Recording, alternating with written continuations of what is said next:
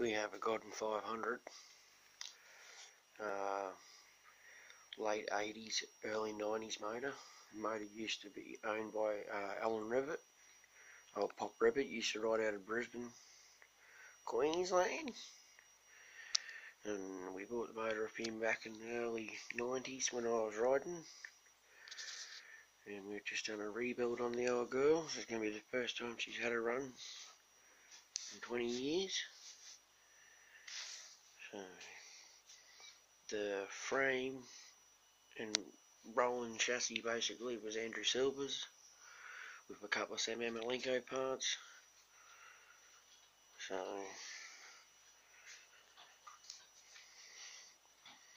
I'll take you in and show you the frame in that now. So here we have is the Godden frame. So, bit of restoration.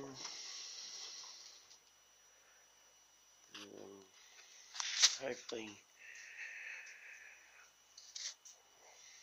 have our girl running in a couple of weeks when we first ride at Boona.